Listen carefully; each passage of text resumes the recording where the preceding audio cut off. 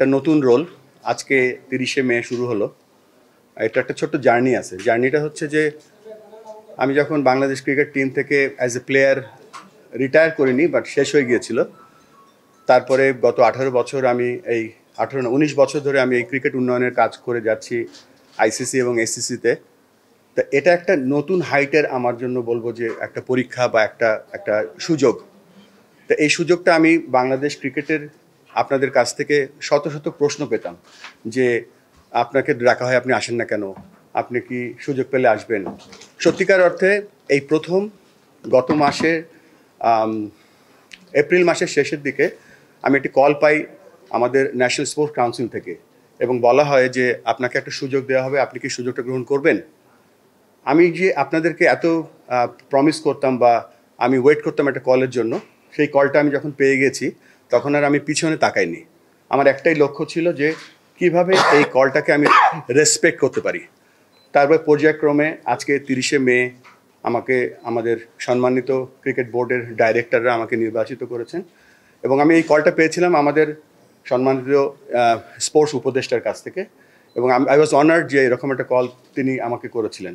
আর তার ফলশ্রুতিতে আজকে একটা বড় দায়িত্ব পেয়েছি, যে দায়িত্বটা হচ্ছে বাংলাদেশের ক্রিকেট না, ক্রিকেট ইন বাংলাদেশ। বাংলাদেশে কি ক্রিকেট আছে সেটা আমরা চেষ্টা করব আরও সামনের দিকে এগিয়ে নিয়ে যেতে। আমি বিশ্বাস করি যে 11 জন ক্রিকেট খেলে না, বাংলাদেশে সবাই ক্রিকেট খেলে। আপনারা একটা খুব গুরুত্বপূর্ণ অংশ বাংলাদেশ ক্রিকেটের উন্নয়নের জন্য এবং ক্রিকেটের সাস্টেইনেবিলিটির জন্য। তা আমি আশা করব যে আমরা একটা দল হিসেবে কাজ করব। আমরা সেটা করে এসেছি বলে আজকে আমরা 25 বছর ধরে টেস্ট খেলছি, আমরা ভালো পারফরমেন্স করছি, আমাদের অনূর্ধ্ব 19 দল বিশ্বকাপ জিতেছে, আমাদের মেয়েদের দল এশিয়া কাপ জিতেছে। আমরা আরও ভালো কিছু আশা করব, সে পোটেনশিয়াল আমাদের মধ্যে আছে। এবং এই জন্য কথাগুলো বললাম যে আমরা সকলে একটা টিম, আমরা সকলে বাংলাদেশকে সাপোর্ট করি, এবং let's work together to bring Bangladesh cricket in a different height. আমি আবারও ধন্যবাদ জানাচ্ছি আমাদের বাংলাদেশ ক্রিকেট বোর্ডের সম্মানিত ডাইরেক্টর যারা আমাকে আজকে নির্বাচিত করেছে। এখানে আমি অভিনন্দন জানাচ্ছি আরও দুজন নির্বাচিত হয়েছেন, বাংলাদেশের দুজন ভাইস প্রেসিডেন্ট, একজন আমার পাশেই বসে আছে ফাহিম সিনহা, আর একজন আজকে খুব গুরুত্বপূর্ণ টাস্ক নিয়ে লাহোরে আছেন ফাহিম ভাই, নাজমুল আবেদিন ফাহিম। সো আমরা এই যে টিমটা গঠন করেছি, এই টিমের মাধ্যমে আমরা সামনের দিকে এগিয়ে যেতে চাই। That's it from me. আর কথার বাইরে কাজ করতে চাই। বেশ কিছু কাজ আমরা প্ল্যান করছি, এবং সেই কাজগুলো যেন আমরা বাস্তবায়িত করতে পারি সেই সাহায্য আপনাদের কাছে চাচ্ছি। আমরা প্লেয়ারদের গর্ব এই জন্য বলছি যে আমরা একটা সময় একটা কাউন্সিলর করতে পারিনি। আমাদেরকে এমন সময় অনেক কঠিন সময়ের মধ্যে দিয়ে যেতে হয়েছিল একজন কাউন্সিলর হওয়ার জন্য। সেই সময় বাংলাদেশ আমাদের যে কোয়াব ছিল, কোয়াব অনেক চেষ্টা করেছিল, যে এক পর্যায়ে দেখা গেল যে বাংলাদেশে 6 জন ক্রিকেটার বোর্ডে ছিলেন। আমাদের পাস্ট বোর্ড প্রেসিডেন্ট তিনি বাংলাদেশ দলের অধিনায়ক ছিলেন। সো এখানে আমি আজকে এসেছি, আমি একটা জিনিস বলতে চাই যে আমরা শিখছি। আর একটা ব্যাপার হচ্ছে যে আমি কনফিডেন্টলি বলতে পারি যে আমার যে এই মুহূর্তে যে স্কিল সেট আছে এটা একটা প্যাকেজ। কেননা আমি ছোট্ট দেশ তাজিকিস্তান, উজবেকিস্তানে যেখানে ক্রিকেট খেলা হয়, এবং পাকিস্তান, ইন্ডিয়াতে যেখানে খেলা হয়, তাদের সাথেও কাজ করি। সো আমি আমার চেষ্টা করব যে সর্বস্ব দিয়ে, যে আমি ইনশাল্লাহ ফেল করব না, বাট আমি শেয়ার করব আমার এক্সপিরিয়েন্সটা আমাদের বাংলাদেশের সাথে। সো অ্যাজ এ প্লেয়ার এখানে আমি বসিনি, আমার যে রোলটা আছে সেই রোলটা আমি ভালো করে পালন করার চেষ্টা করব। কেউ বল করে, কেউ ব্যাট করে, তারপরে সেটা স্ট্যান্ডার্ড যত উপরে যায় তত কম্পিটিশনটা বাড়ে। সো আমার কাছে আমাদের যে প্ল্যান করছি সেটা 1 নম্বর প্ল্যান, যেটা হচ্ছে যে আমাদের যে অ্যাসোসিয়েট ওয়ার্ল্ডের ক্রিকেটগুলো ছিল যেখানে শিখেছি, সেই আঙ্গিকে আমি চেষ্টা করব বাংলাদেশের যে ডিসেন্ট্রালাইজেশন করা, বা একটা উপজেলা ছেলে কীভাবে ক্রিকেট খেলে একটা মেন স্ট্রিমে আসতে পারবে উইথ তার কনফিডেন্স বা বিশ্বাস, সেই চেষ্টাটা করব। আরেকটা যেটা হচ্ছে যে আমি সবসময় বিশ্বাসী ছিলাম যে আমাকে কে ক্রিটিসাইজ করছে বা যাই করছে, because I am from a very middle class family. What ever I have achieved all from cricket.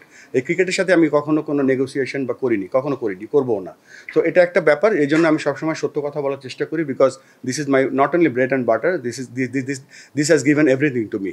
So আমি চেষ্টা করব যে এক্সপিরিয়েন্সটা আমার কাছে আছে, বা আমি প্রমাণ করার চেষ্টা করব সকলকে নিয়ে।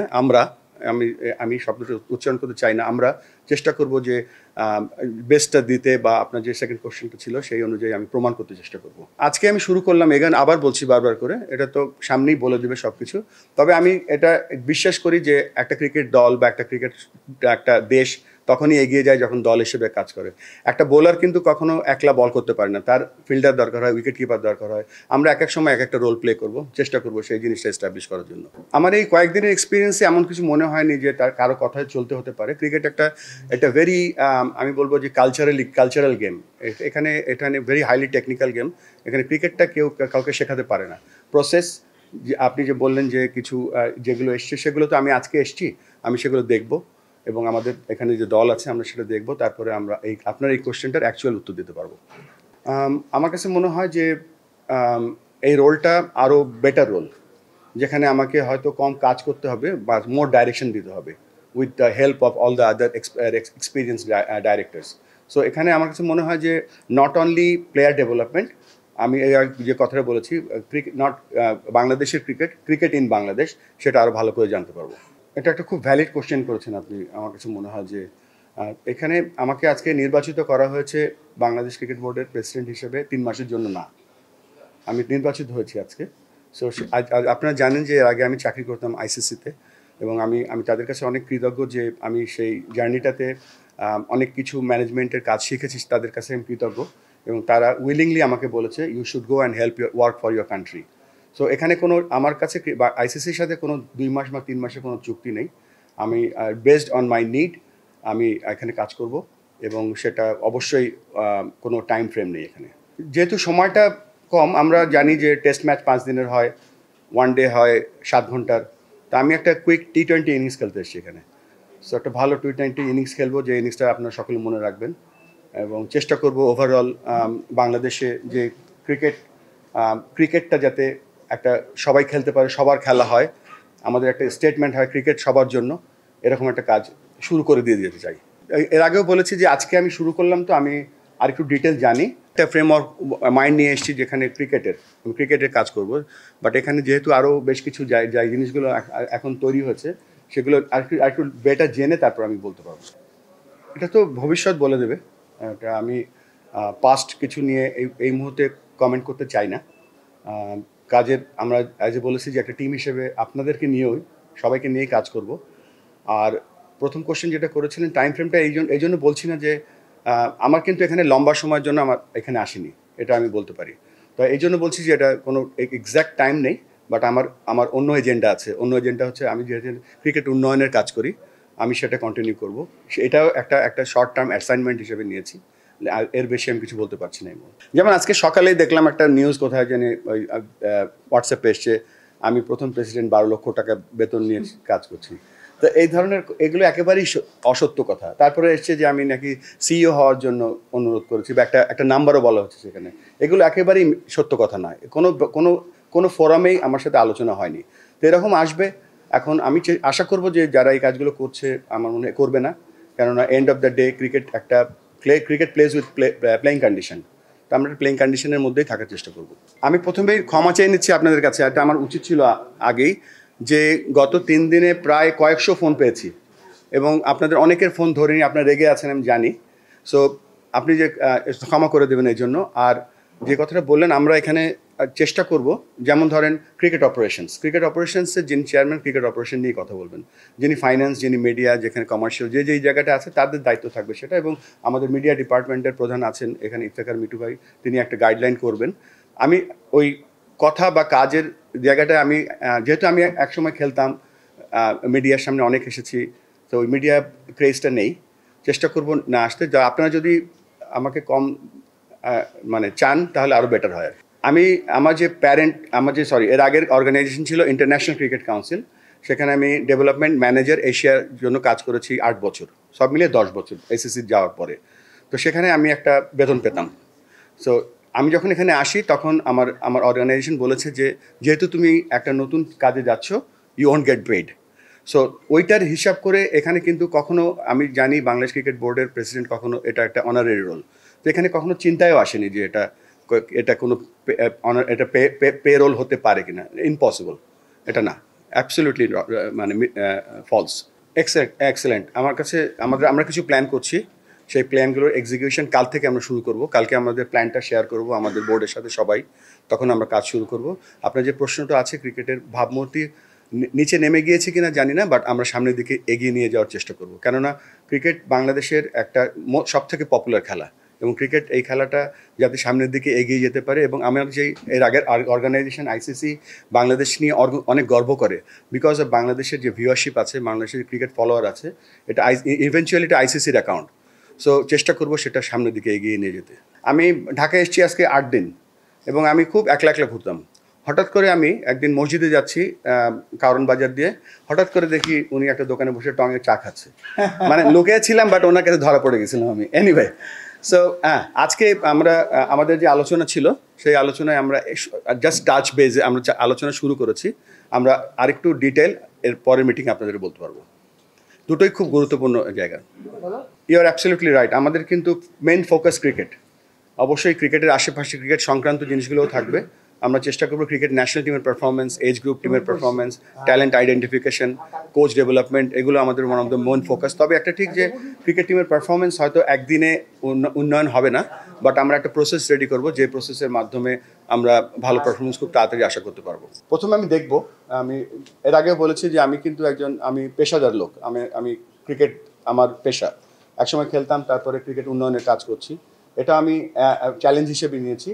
তারপর যদি আমি ভালো করি, আমি হয়তো এই কাজটাই হয়তো আমি আইসিসিতে ফিরে গিয়েও করতে পারি, বা এখানে যদি এখানে জানি না কি হবে, বাট আপাতত আমার লক্ষ্য হচ্ছে একটা শর্ট টাইমের জন্য ভালো করে কাজ করা। ফার্স্ট অফ অল, আপনি একমাত্র আজকে ক্রিকেট নিয়ে কোশ্চেন করেছেন। আজকে দল, আমরা সবাই টেনশনে আছি এই জন্য যে আমরা একটা ম্যাচ হেরেছি। আজকে ম্যাচটা খুব গুরুত্বপূর্ণ আমাদের জন্য, এবং আমাদের এই জানেন যে টি-20 আমাদের একটা সিলেকশন টিম আছে, আর এই টি-20 টিমে বেশ কিছু অলরাউন্ডার অলরেডি আছে। আর সাকিবের ব্যাপারটা বলছি, সাকিব তো world one of the finest allrounder, এবং আমরা আশা করব সাকিব ফিট থাকবে এবং ভালো ক্রিকেট খেলবে।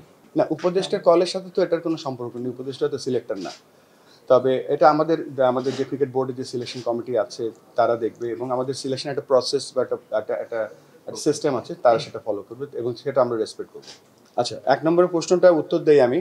আমরা কিন্তু এই ব্যাপারে ডিটেল আলোচনা করিনি, তবে আমাদের এই আজকের আলোচনার ওয়ান অফ দ্য মেজর জায়গা ছিল সিএফও নিয়োগ করা, বাট আমাদের এই ফাইন্যান্সিয়াল যে ব্যাপারগুলো কত ট্রান্সপারেন্ট রাখা যায়, আমরা চেষ্টা করব এটা ওয়েবসাইটের মাধ্যমে যতটা ক্লিয়ার রাখা যায়। এন্ড অফ দ্য ডে ক্রিকেটের টাকাটা বা ক্রিকেটের যে আয়, সেটা কিন্তু ক্রিকেটের জন্য, আজকের ক্রিকেটের জন্য, যে ছেলেটা আরও 10 বছর পরে বাংলাদেশে জন্মগ্রহণ করবে তার জন্য।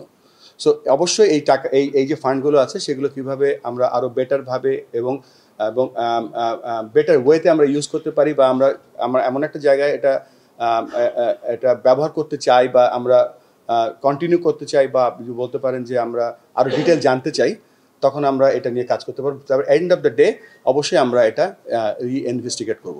আমার সাথে আমাদের মাননীয় উপদেষ্টার প্রেসিডেন্ট হওয়া নিয়েও কথা হচ্ছিল না। আমাকে বলেছিল আপনি বাংলাদেশ ক্রিকেটের জন্য কাজ করতে চান কিনা। আমি এক বাক্যে হ্যাঁ বলে দিয়েছিলাম। আমি কিন্তু এখানে প্রেসিডেন্ট হওয়ার জন্য আসিনি। তো এটা পরিক্রমার মাধ্যমে আপনি বলেছেন আগে, এটা হয়ে গিয়েছে। তো আমি বাংলাদেশ ক্রিকেটকে সার্ভ করতে চাই, এখন যেই জায়গাটায় আছি সেই জায়গাটাকে সার্ভ করতে চাই। তবে এটা ঠিক, আমার সাথে কখনো কারো বাংলাদেশ ক্রিকেট বোর্ডের কোনো স্টেক হোল্ডারের সাথে সিইও নিয়ে বা কোনো নাম্বার নিয়ে কথা হয়নি। আমাকে একটা সাংবাদিক কালকে বলেছে আপনি সবথেকে গরিব প্রেসিডেন্ট, যতগুলো প্রেসিডেন্ট বাংলাদেশে এসছে। আমার এই মুহূর্তে আমার কাছে কিছু নেই, আমি ওইভাবে কিছু করিও না। I try to live a very simple life, এবং চেষ্টা করবো যে সেই কাজটা ফোকাস করার জন্য, not to do other things.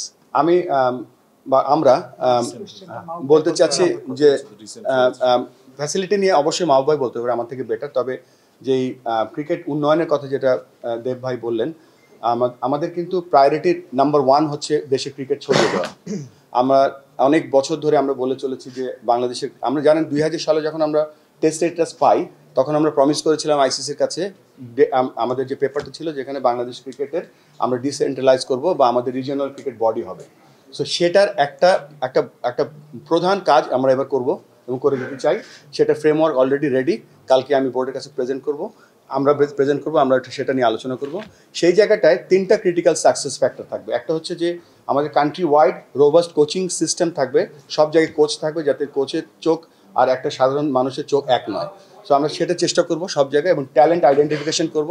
এবং 3 নম্বরে যেটা, সব জায়গায় আমরা একটা কম্পিটিটিভনেসের চেষ্টা করব, সব যেটা গ্রামে হোক, স্কুলে হোক, উপজেলায় হোক, সব জায়গায় আমরা চেষ্টা করব একটা কম্পিটিটিভ, সব ফান ক্রিকেট থাকবে, কমিউনিটি ক্রিকেট থাকবে, তারপরে সাথে সাথে একটা কম্পিটিটিভ ক্রিকেট বা প্রতিযোগিতামূলক ক্রিকেট আমরা রাখবো, যেখান থেকে আমরা ন্যাচারাল র ট্যালেন্ট আমরা বের করে আনতে পারবো। সেটা হবে আমাদের মানে টার্গেট নাম্বার 1। সো আমরা কালকের পরে আরেকটু বেশি, আরেকটু ডিটেল আপনার এই প্রশ্নের উত্তর দিতে পারবো।